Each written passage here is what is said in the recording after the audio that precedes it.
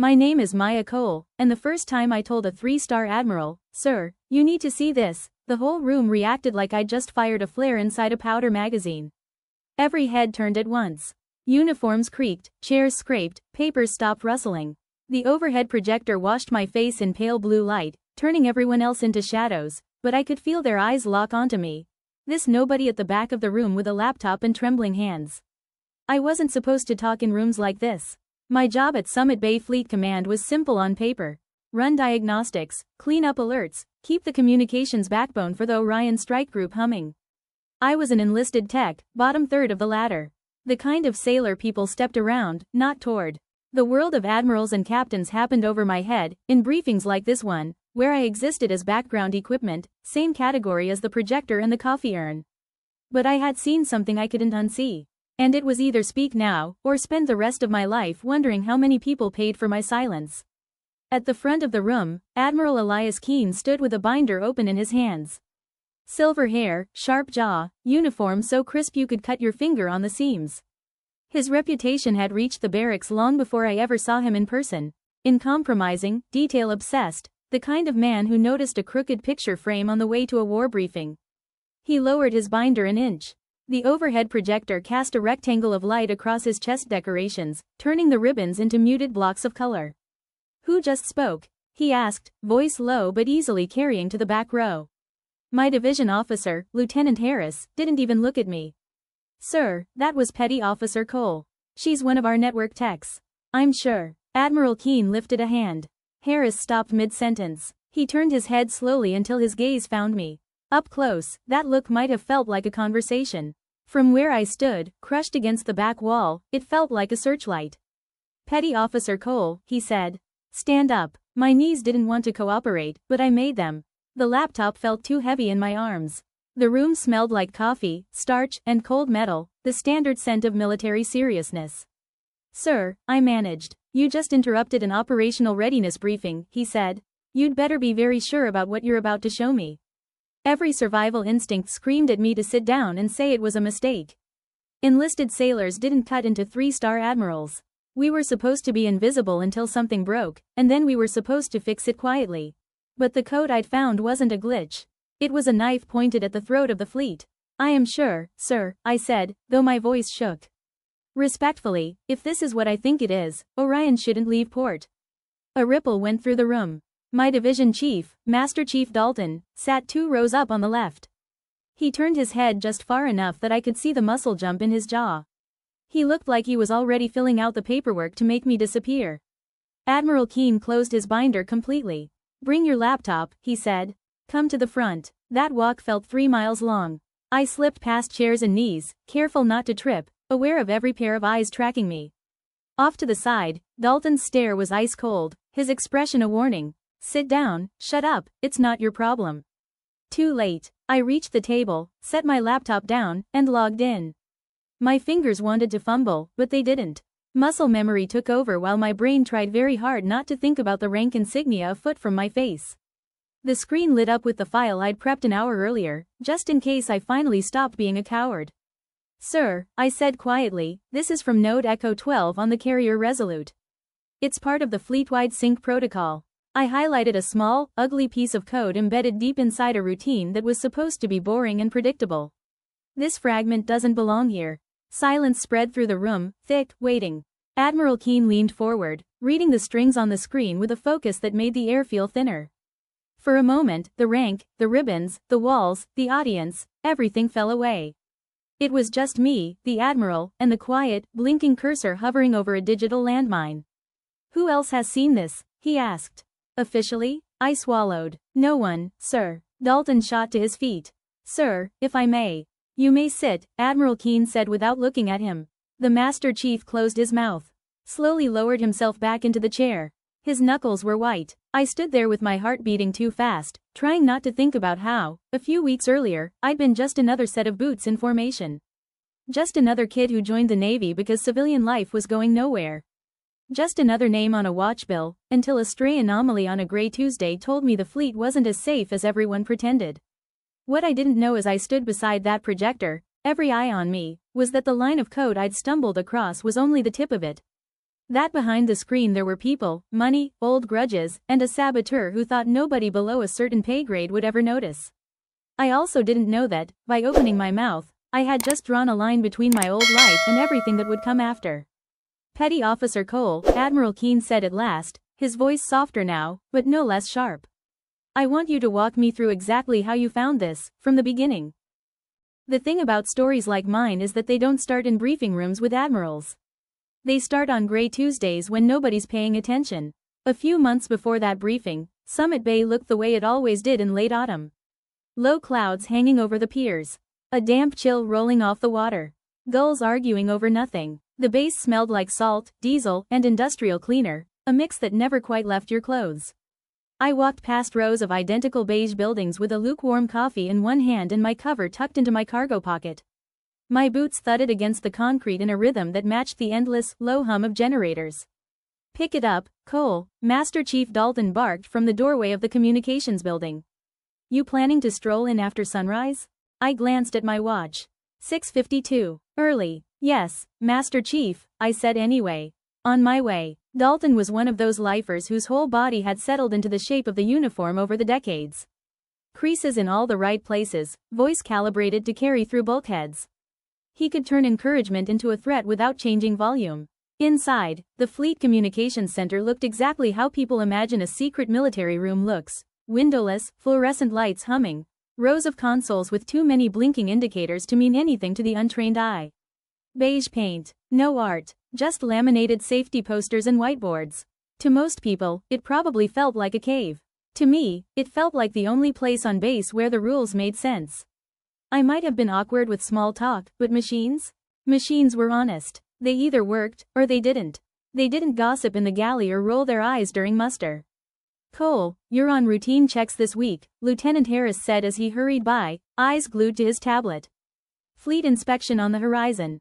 Keep everything green and boring." "Yes, sir," I replied. Green and boring sounded perfect. I took my usual seat, second row, fourth console from the right. Logged in. The status screen came alive with strings of text and color-coded indicators. Power loads. Failover systems. Satellite uplinks stretching from the carrier Resolute to destroyers, cruisers, and boring little support ships that did the unglamorous work of keeping everything fed and fueled. I worked the checklist like I always did. Verify power, verify backups, test links, acknowledge minor alerts.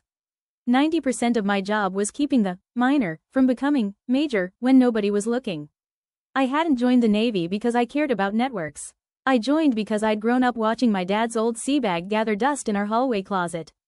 He'd been a boiler technician on a different ocean, a different war. Quiet man, hands permanently stained with engine grease, eyes always a little tired. He used to say, "I did my time so you wouldn't have to," then pull another double at the factory because layoff rumors were always circulating. The factory closed when I was 16. The jobs evaporated. The health insurance followed. By 19, I'd worked every dead-end job in our town and still couldn't see more than 2 months ahead. When the recruiter handed me a brochure with photos of ships at sunrise and phrases like job training, benefits, travel, I stepped into that cooled office like it was an escape hatch. 4 years, I told myself. Learn a trade, save some money, figure the rest out later. What I hadn't factored in was how invisible you could be in a place where your last name was literally printed on your chest. Background noise, Dalton called me once, dropping a stack of printouts on my desk. "That's what you are, Cole. As long as you keep the music playing, nobody notices." I bit back the first response that came to mind, like always, and focused on the report. Outbound links from the Resolute's node Echo 12 needed version verification. I scrolled through lines of system IDs. On the screen, it didn't look like anything dramatic, just strings of letters and numbers. But the cables they represented carried orders, status updates, emergency signals.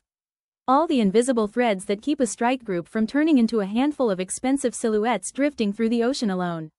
If something were really wrong, I told myself that morning, staring at a wall of green indicators, someone up the chain would have seen it by now. I believed that. I wanted to believe that. The week slid by in a blur of log entries and half-finished coffees.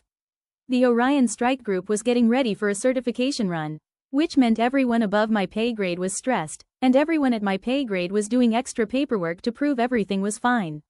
Word about Admiral Keene's upcoming inspection seeped through the barracks like steam. "Guy's ruthless," one of the other techs said in the galley. "He'll fail a whole command over a mislabeled breaker." "A legend," another said, rolling his eyes and dumping more hot sauce on his eggs. "Can't wait to get chewed out personally." I said nothing. Admirals were portraits in hallways, names in emails, headlines in Navy news feeds, not people who ever learned the names of enlisted techs.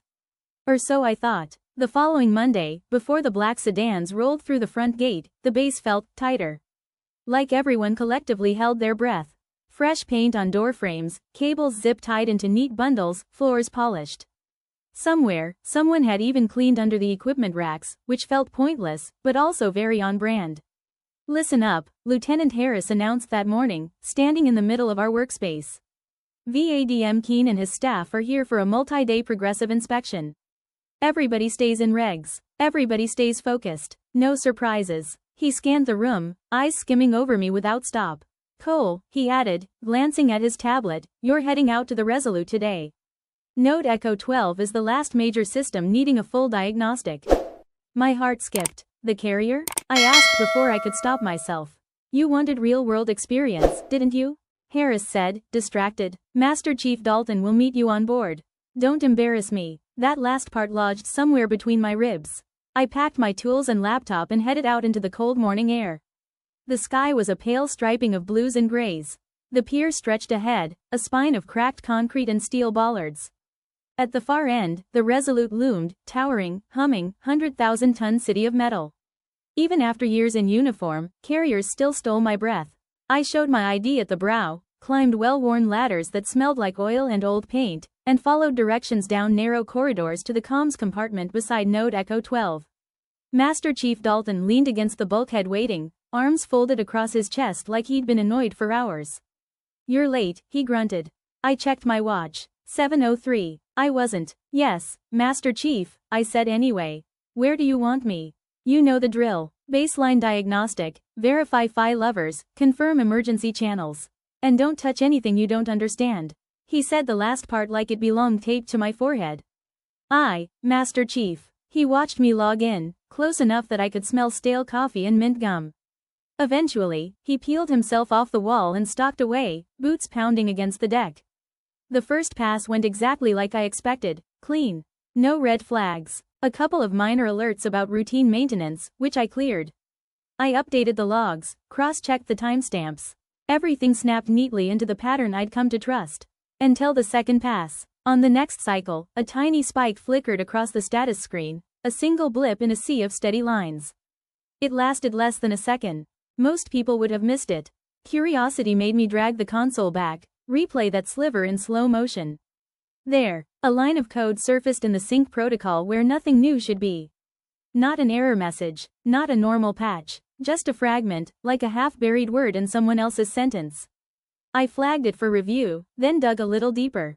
Maybe it was a stray test routine. Maybe it was a leftover from a previous update. My brain ran through every normal explanation, wanting desperately to find one. Then the fragment flashed again. Same location, same pattern, and then it vanished, like something designed to duck just under a radar beam. A prickling worked its way up the back of my neck. "Okay," I murmured, more to myself than to the ship. "What are you?" I copied the fragment into my notes, isolating it from the live system. It wasn't long, maybe a dozen characters, but the structure was wrong, just wrong enough to stand out. Bits of it looked like the language used in our override channels, the ones reserved for high-level control when things went sideways. If someone messed with those channels, they could, at least in theory, silence parts of the fleet all at once. I swallowed. "That's above my pay grade," I whispered, even as my fingers kept working. I ran a deeper scan, one we were technically only supposed to deploy on order. A hidden diagnostic that followed threads in the system like a bloodhound, looking for anomalies. The results came back fast. The fragment wasn't in the Navy-approved build. It wasn't in any official update.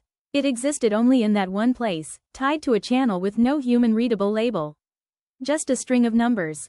Anonymous. The kind of anonymous that isn't an oversight, it's a choice. My pulse kicked harder. "Cole," Dalton's voice snapped from the doorway behind me. "Status?" I minimized the deeper scan so fast my fingers blurred. "Baseline still running, Master Chief. Just verifying some timing hiccups." He stepped inside, boots loud on the metal deck. leaned on the console beside mine, too close. Don't overcomplicate this, he said. Run the standard checks, log it green, and get off my ship. Sir, I said carefully, there might be something. Do your job, he cut in. Don't invent problems to feel important. Heat crept up my neck. He stared at me another beat, then walked out. I stared at the now empty doorway. The routine report completed. The system looked clean again. The anomaly was scrubbed from the surface. I logged everything the way I was supposed to. But that tiny fragment, the way it had surfaced and ducked, lodged in my brain like a stone in my shoe. Minor, maybe. Easy to ignore, definitely. But impossible to forget. What I didn't know then was that the system wasn't the only thing that had eyes on activity in Node Echo 12. Someone else had noticed the same anomaly. And they had a lot more to lose than I did if it ever saw daylight. I told myself I was only going to look at it one more time. One more peek, just to prove to myself that it really was nothing, so I could stop replaying it in my head at 3 o'clock while everyone else slept. The next morning, back at Summit Bay's Communications Center, the room looked and sounded the same as always: fluorescent buzz, server fans, distant footsteps, the occasional printer coughing out forms nobody wanted to sign. I logged in and pulled up the diagnostics logs from the Resolute. On the surface, everything looked textbook. Too textbook. No noise. No half-resolved error codes. No warnings. Even the timestamps lined up like someone had smoothed them out with an iron. Logs weren't supposed to be neat. Real systems were messy, cluttered with little hiccups and resolved conflicts and the digital equivalent of crossed-out notes. This looked like the kind of thing you'd see in a training manual, not a live environment. I frowned and drilled into the backup archive, cross-comparing snapshots from before and after my visit to Node Echo 12. Backups were the closest thing we had to a memory that couldn't lie without leaving fingerprints. Most of them were fine. Then I hit snapshot beta 73. A small gap in the time index. Less than a minute. Easy to miss. That's where I found it again. The fragment was still there, buried deeper this time, wrapped inside what looked like a harmless little subroutine labeled something generic. Heartbeat_check. Whoever moved it knew exactly what they were doing. They hadn't removed it. They'd tucked it away where only someone nosy and stubborn would have a chance of finding it. Hi again, I muttered under my breath. I copied it into an isolated workspace, one not tied directly to live systems. Safe sandbox. No chance of accidentally firing anything off. Up close, stripped of all context, it was just a handful of characters. But patterns jump out when you stare at enough code over enough long nights. This one had a spine that looked disturbingly like emergency override syntax, channels that could throttle or kill communications between ships if someone upstream pulled the trigger. If active, this little ghost could make the Orion group deaf. The thought made my fingers go cold. Don't be dramatic, I whispered. There's probably a boring explanation. That's when a shadow fell across my screen. What do you think you're doing? I hadn't heard Master Chief Dalton approach. His voice wasn't loud. It didn't need to be. I clicked off the comparison view with a calm I didn't feel. Following up on yesterday's timing irregularities, Master Chief wanted to make sure everything's clean before the next. He stepped closer. Too close. I could see the gray at his temples, the faint scar along his jaw he never talked about. Routine checks mean you run the checklist and move on, he said. You are not cleared for deep diagnostics unless directed. I thought. You thought, he repeated, a humorless grin tugging at one corner of his mouth. That's your first mistake. He leaned one hand on the console, looking down at me like we were alone in the building. Let me make this easy, Cole. You log those systems green. You don't go digging for dragons. You don't run tools you're not supposed to know exist. A pulse throbbed under my skin. Yes, Master Chief, I said, keeping my voice flat. He lingered a second longer, like he wanted to hear me say something stupid. When I didn't, he straightened. And don't give anyone a reason to think you're in over your head, he added. We got enough problems without junior techs playing detective. He walked away. Only when his footsteps faded did I let out the breath I'd been holding. I stared at my darkened screen. He was wrong about one thing. I wasn't playing. I reopened the isolated workspace, but this time, I routed my access through an unmonitored diagnostic module. Old, clunky, hardly used. The kind of thing nobody bothers to track because it's too painful for anyone but desperate techs. Okay, I murmured. Let's see who's been visiting you. I pulled the access logs for the last 60 days on anything that touched Node Echo 12 sync routines. A list of IDs popped up: contractors, officers, system admins. Most of them were familiar. One, near the bottom, was not.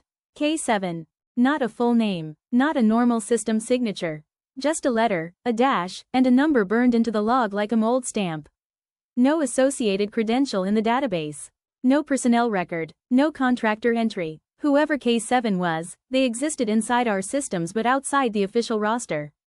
A ghost with keys. I sat back, heartbeat crawling up my throat. That wasn't a misconfiguration. That wasn't a typo. That was someone leaving a mark.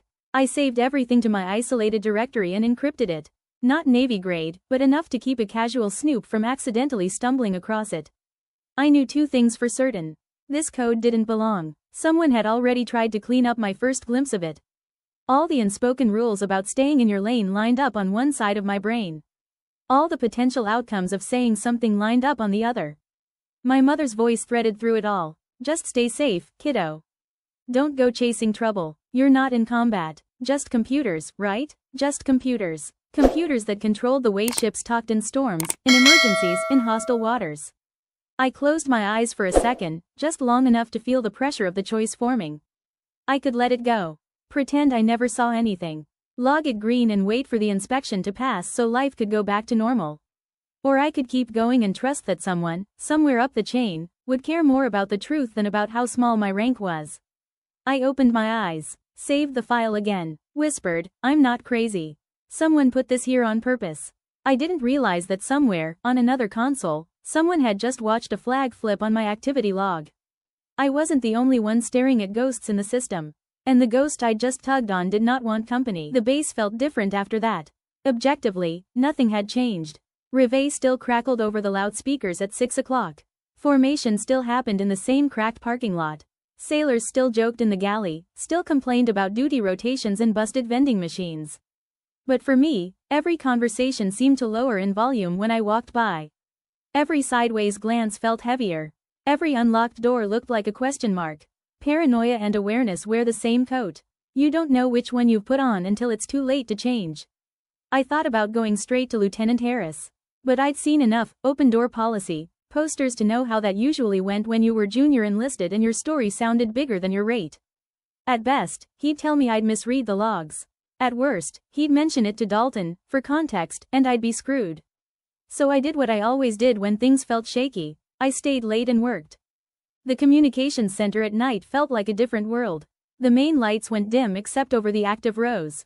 The compressor units droned in a low, constant tone that you felt in your bones more than heard with your ears. The air smelled like dust and cold metal. I logged into one of the oldest maintenance terminals in the back corner. Beige tower, faded stickers, a tiny fan that whined whenever you pushed it too hard. Just you and me, I told it. I launched a search script for the K7 signature across archived segments. The tool churned quietly, crawling through layer after layer. 30 seconds in, the screen froze. Not crashed, just suspended like someone had pressed pause in real time. I frowned, tapped a key. Nothing. Then the lights flickered. For 2 seconds, maybe 3, the entire building went black. No monitors. No hum. Just a sudden, heavy silence as if the base itself had sucked in a breath. Emergency lights kicked on with a loud click, bathing the room in red. Not normal. Especially not during a high-profile inspection week, when every backup was tested twice and then once more for luck. I sat frozen, eyes on the dead monitor.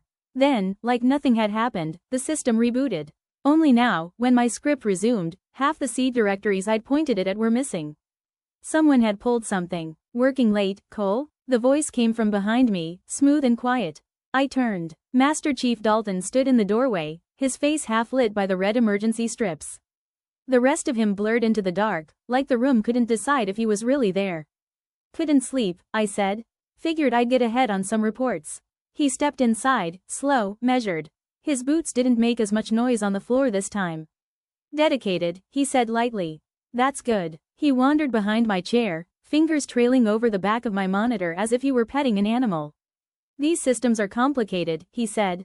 Takes years to really understand what you're looking at. Even longer to know what you're not. I'm trying to learn, I said, choosing each word carefully. You should also try to remember your lane. His voice thinned. Sailors who go poking around in things they don't understand, sometimes they drown. My hands clenched on my knees under the desk. Is that a threat, Master Chief? He laughed softly. It didn't reach his eyes. Of course not. It's advice. He leaned close enough that I could feel the warmth of his breath on my ear. "Some things on this base aren't your concern," he murmured. The maintenance terminal blinked back to life in front of me, as if nothing had happened. My search script was gone. Logs wiped. "Permission to return to my work, Master Chief," I said, keeping my eyes on the screen. A long pause stretched thin between us. "Granted." He didn't move right away. He stayed there for several silent heartbeats, the presence of him heavy and deliberate. Only when someone down the hall called his name did he step away. The moment he left, the stillness broke. I shut everything down, grabbed my backpack, and walked out faster than was strictly regulation. Outside, the night air slapped my face, cold, sharp, real. The base looked normal again under sodium yellow streetlights. Barracks windows glowed in varying rectangles. Somewhere, a dog barked. The whole world felt both too open and too small. Halfway to my building, I jammed my hand into my pocket for my locker key and felt paper. I hadn't put paper in there. I stopped under a street lamp, heart beating too loud. It was a small, folded scrap. No markings. I opened it with numb fingers.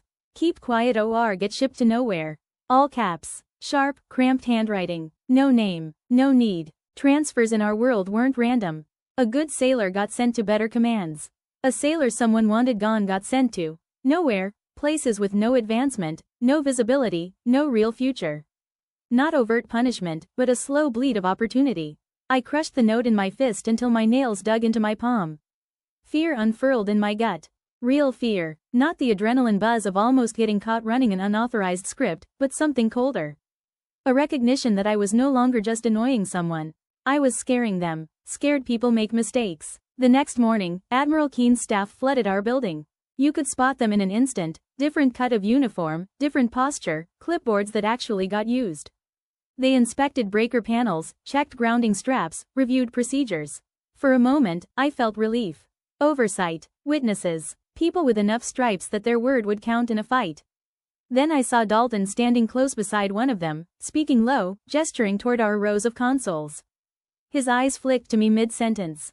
Just a tiny glance. He smiled. The kind of smile that says I already wrote the story they'll believe. By lunch, rumors were bubbling up from the lower decks. The inspection team had already found discrepancies in certain systems. Someone was at fault. Someone was going to be the example. And whoever had hidden K7's work hadn't done it in just one place. They'd scattered hooks across the network like mines, some cleared now by the inspectees, some still lurking. I could feel a decision coming for me like a storm front. I kept thinking of my dad, hands deep in some stubborn engine, telling me, if something's off and you ignore it, you're responsible when it blows.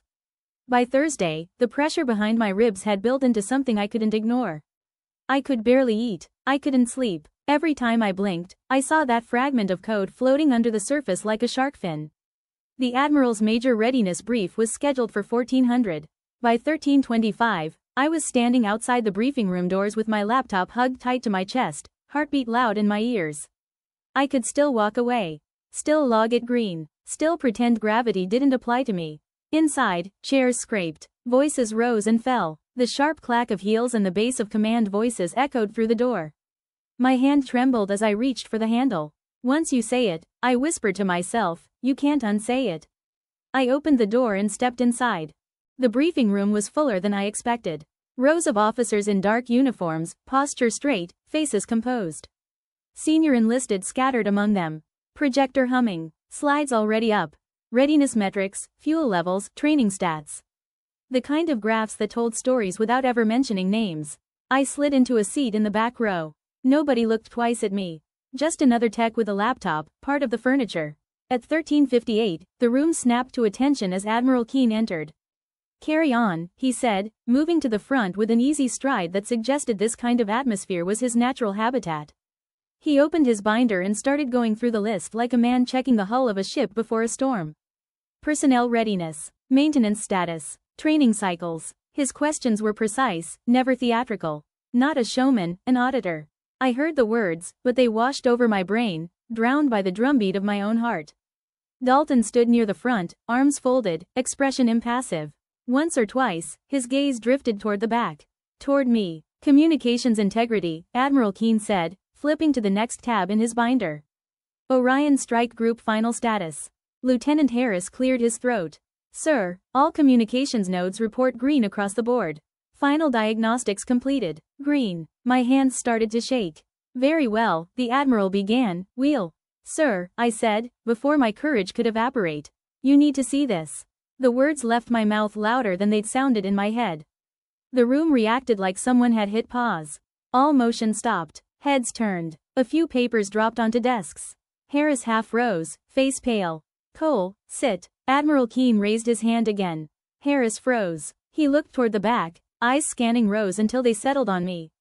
Petty Officer Cole, isn't it? He asked. Yes, sir. Stand. I stood. The laptop strap dug into my shoulder. You just interrupted a flag-level briefing, he said. Explain why. My throat felt dry enough to crack, but the words came anyway. Sir, during diagnostics on Node Echo 12 aboard the Resolute, I discovered a code fragment inside the Fleet Sync protocol. It appears to be a hidden override, not part of any authorized build. It has since been moved and partially erased from logs. Silence isn't empty. It's full of judgment. Dalton snapped. Sir, with respect, Petty Officer Cole is mistaken. She's a junior. Master Chief Dalton, Admiral Keene said without raising his voice, be quiet. The title sounded almost gentle. The command underneath it was not. Dalton's mouth closed with an audible click. The muscle in his jaw jumped again. Petty Officer, the Admiral said, approach. I walked to the front, each step feeling like I was crossing to the execution block. I set the laptop down, grateful my fingers didn't broadcast how badly they shook. Show me, he said. I opened my secured workspace. Highlighted the fragment. Pulled up the mismatched backup snapshot. Lonely little K7 in a field of legitimate signatures. This code wasn't in the original approved build, sir, I said, voice steadier now that I had something concrete under my hands. It surfaced briefly during a second pass diagnostic, then disappeared. Access logs show someone tampered with the snapshot following my visit and tried to bury this behind a harmless subroutine. The only non-standard access signature attached was this, K7. I pointed. The room seemed to lean in as one. Dalton barked again, desperation leaking through the command tone now. Sir, I reviewed those logs myself. There were no. Master Chief, Keene said, eyes still on the screen, if you speak again while I'm reviewing evidence, I will have you removed from this room. Is that clear? The temperature dropped a full 10 degrees. Yes, sir, Dalton ground out. Admiral Keene studied the code with an intensity that made it clear this wasn't a courtesy glance. His gaze tracked from the fragment to the timestamps, to the backup IDs, to the signature at the bottom. Something in his expression shifted, just slightly. A tightening around the eyes. A small intake of breath. Lieutenant Harris, he said, lock this workstation. No one touches it. Yes, sir. Petty Officer Cole, he continued, looking at me now. You will accompany me to my conference room immediately. Bring your system notes. My knees almost buckled in relief and terror. Sir, Dalton said, one last attempt, if I may observe. No, Keene said, meeting his eyes for the first time. You may not. Their gaze locked for a moment. Dalton dropped his eyes first. A low murmur rippled through the room as Harris disconnected the workstation from the network and secured the laptop. As we moved toward the door, Admiral Keene's voice carried after me. Petty Officer Cole. I turned. Yes, sir? For the record, he said, it takes courage to speak up when you're the lowest rank in the room. My throat closed unexpectedly. I managed a nod. Yes, sir. The door closed behind us, and the noise of the briefing room cut off like someone had slammed a lid on boiling water. Whatever happened next, there was no going back to background noise. Admiral Keene's private conference room was 2 decks up, behind a door with more locks than I'd ever seen on a single airflow-friendly space. Lieutenant Harris walked me there in silence, jaw clenched, like he wasn't sure whether to be furious, impressed, or terrified. Maybe all three. At the door, he paused. Wait inside, he said stiffly. The Admiral will join you. Yes, sir. He opened the door. I stepped into a quiet, windowless room with a single long table, a wall clock ticking too loudly, and a faint smell of coffee and old paper. The kind of space where important decisions happened and bad news lived. Then he closed the door, leaving me alone. I set my laptop down on the table and sat. Stood. Sat again. My leg bounced under the chair. I tried to imagine what this would look like from Harris' perspective. Junior Tech interrupts Admiral. Claims sabotage. Master Chief implicated by implication. Best case, I'd be deemed overdramatic and counseled until my ears bled. Worst case, I didn't know, exactly, but my stomach had a few ideas. The door opened. Admiral Keene entered with two others, a commander in his late 30s whose name tag read Briggs, and a civilian in a collared shirt wearing a Fleet Cyber badge. They sat across from me. Keene folded his hands on the table. "Petty Officer Cole," he said. "We're off script now. I want you to walk us through everything you've seen, from the moment you first noticed this fragment." Nothing is too small. My mouth was dry, but once I started talking, the story came out steady. I told them about the first blip on the Resolute, the second pass, the deep scan, the K7 signature, the unnaturally clean logs. About the blackout during my search. About Dalton's visit afterward, his advice, the note in my pocket. The civilian, who introduced himself only as Keller, wrote furiously. Briggs typed. Keene watched my face, not the screen. When I finished, I sat back, heart racing. Silence settled. The clock ticked. Somewhere down the hall, a phone rang faintly. "Petty Officer," Keene said at last, "you've uncovered something significant." The word significant hit harder than any punishment I'd imagined. "Sir," I asked carefully, "do you know who, what, K7 is?" Keller and Briggs exchanged a brief look. "We've seen similar marks," Keller said slowly, "in prior sabotage cases. Private defense contractors, foreign proxies, people who get paid a lot of money to stay invisible. We didn't know the tag had migrated to this coast. This isn't a random glitch," Briggs added. "Whoever did this knew exactly which protocol to infect and how to bury it deep enough to pass surface checks." Keene's jaw tightened. "We are initiating a covert investigation effective immediately," he said. "Your findings will be locked down and treated as classified until further notice. You will not share them with anyone, not your peers, not your chain of command, without my direct authorization. Is that understood?" "Yes, sir." A wash of relief rushed in. Then another wave of fear followed close behind. I hesitated. "Am I in trouble, sir?" A flicker of surprise touched his face. "Trouble?" His tone softened by a degree. "Petty Officer, as of this moment, you may have prevented a catastrophic communications failure across an entire strike group." He sat back. "You did something many senior personnel failed to do. You noticed." Heat stung behind my eyes. I knew better than to let it show, but one tear snuck out anyway. I wiped it away quickly. "We have a problem, though," he continued. "Your involvement puts a target on you." My stomach dropped. "Sir? If someone inside this command facilitated K7's access, they may also have visibility into who's investigating," Briggs said.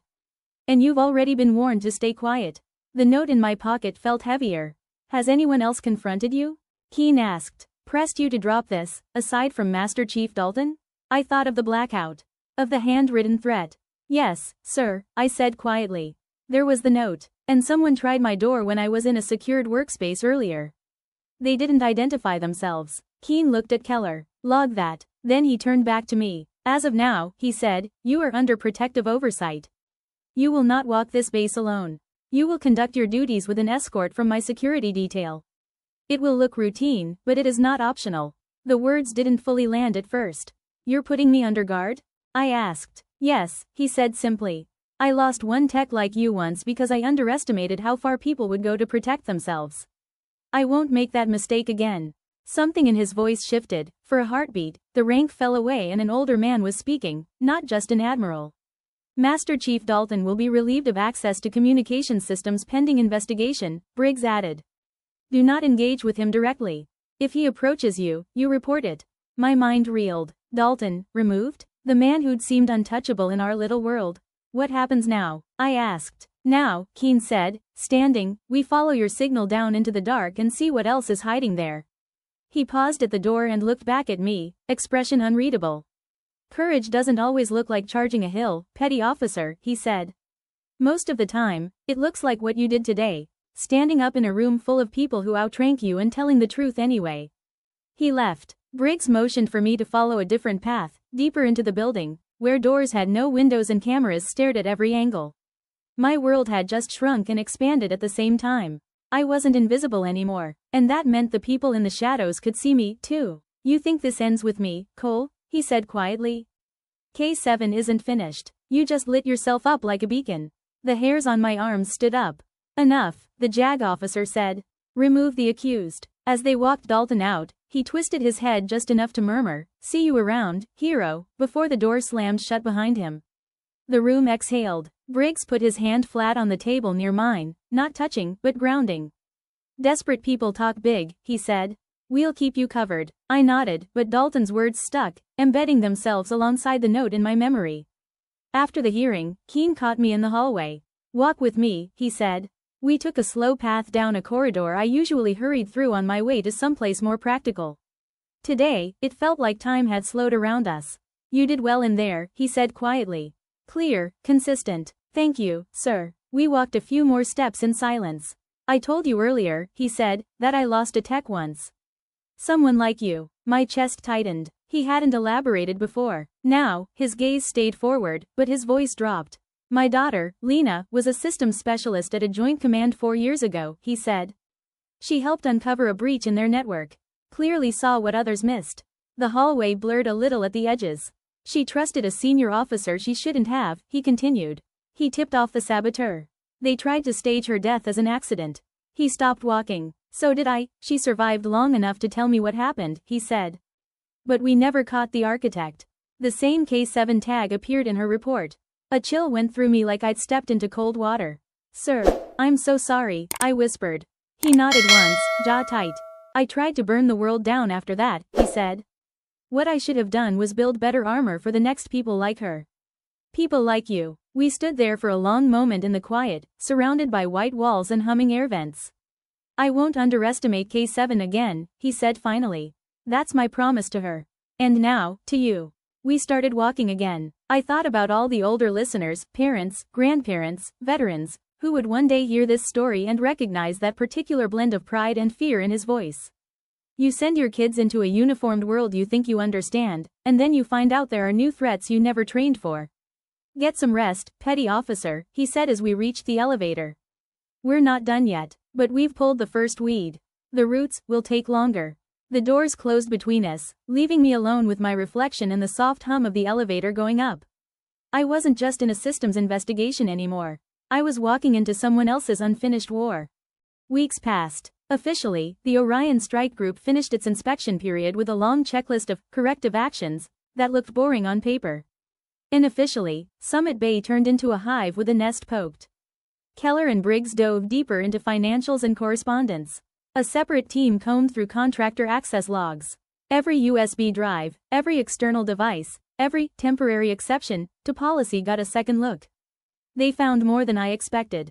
A secure drive hidden in Dalton's desk. Encrypted messages on a personal tablet he wasn't supposed to have in the comms center. Payment trails routed through shell corporations in 3 different countries. His world, the one that had always felt solid and unshakable to me, a master chief who barked orders and scared junior sailors into line, turned out to be built on sand. Every new piece of evidence both satisfied and sickened me. I kept working, kept answering routine trouble tickets, kept being escorted to and from my barracks like a witness in a crime drama I never auditioned for. The base rumor mill churned, of course. They knew Dalton was in trouble. They didn't know why. Some said harassment. Some said misuse of funds. A few whispered, spy, with the kind of half-seriousness people use when they hope they're wrong but suspect they're not. They all looked at me differently now. Techs who'd barely remembered my name 2 months ago suddenly made room for me at lunch. A supply clerk waved me to the front of the line with a tight little nod. A senior chief from another division stopped me in the hallway and said, without context, took guts, what you did, then walked away. Being seen was complicated. It helped, a little, when I thought about who I was really doing this for. The sailors on watch at night who trusted the glow of their screens. The families who waved their kids off at airports. The old guys at VFW halls who still wore ship hats from wars we learn about in textbooks now. They all believed, deep down, that someone was paying attention. One morning, I was called to Admiral Keene's office again. The same conference table, the same metal box on top. This time, the atmosphere felt lighter. Tired, but lighter. We've concluded the internal phase of the investigation, Keene said as I sat. Dalton will face full court-martial. The evidence is overwhelming. We've also referred K7 and their affiliated entities to federal authorities. That hunt will outlast this tour. He slid the metal box toward me. For you, he said. My hands shook as I opened it. Inside was a medal, a Joint Service Commendation Medal, green and white ribbon, metal catching the light. For exceptional diligence, technical skill, and moral courage in identifying and reporting a significant internal threat, he read. I'd seen medals before, pinned on other people's chests. On TV. In photos of my dad, long before I was born. I'd never imagined one would land in my hands for something that, at the time, had just felt like not lying. I don't know what to say, I murmured. You don't have to say anything, he said. You already did the hard part when you chose to speak the first time. Tears burned my eyes again, sharper this time. The room blurred for a second. I blinked hard. Keen pretended not to notice. There's one more thing, he said, sliding a second envelope across the table. Your orders. My chest tightened. Orders, sir? I asked. Am I being transferred? Yes, he said, to Fleet Cyber Protection Group 7. A joint unit. New city, new command, new mission. I stared at the paper without opening it. Sir, I said slowly, if I'm being sent away because. You're being sent because we need sailors like you there, he said firmly. People who notice things others ignore. People who aren't afraid to be the only voice in the room for a minute. He tilted his head slightly. Say it, he added. The thing you've believed about yourself since you checked into this base. My throat constricted. I'm just a low-ranked tech, I said quietly. Not anymore, he replied. And frankly, you never were, just anything. Rank tells me what pay scale you're on. Character tells me whether I trust you with my ships. He stood. The Navy runs on ordinary people doing extraordinary things at the right moment, he said. You've done your share. I looked down at the medal again. It didn't feel like validation so much as a weight, a physical reminder that something I'd done would follow me, for better or worse, for the rest of my career.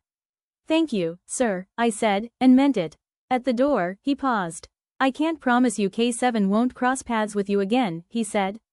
They like systems like the ones you'll be guarding. But I can promise you this, if they do, you won't be alone this time. You've got more eyes on your side now. I nodded. Yes, sir. He added, more quietly, my daughter would have liked you. It undid me more than anything else. I swallowed hard, nodded again, and stepped out into the hallway with the medal in my pocket and new orders in my hand. Outside, the air smelled like sea salt and exhaust. Gulls cried overhead. A training formation marched past, boots slamming in unison, voices rising in a cadence I'd heard 100 times and suddenly wanted to remember forever. I walked down to the water's edge and stood there for a while, watching sunlight flicker on the waves. The same ocean my dad had sailed on. The same ocean generations of service members had crossed, thinking their own systems were safe. Dad, I said softly, under my breath. I think I did the right thing. The wind took the words and scattered them. Somewhere, an old memory of him smiled. I turned back toward the barracks, steps steady. I hadn't gone looking for any of this. I hadn't wanted revenge or glory or a story to tell. I'd wanted the truth, and once I found it, I couldn't live with myself if I buried it. That, I'd finally learned, was what courage really looked like. Not loud, not pretty, just steady.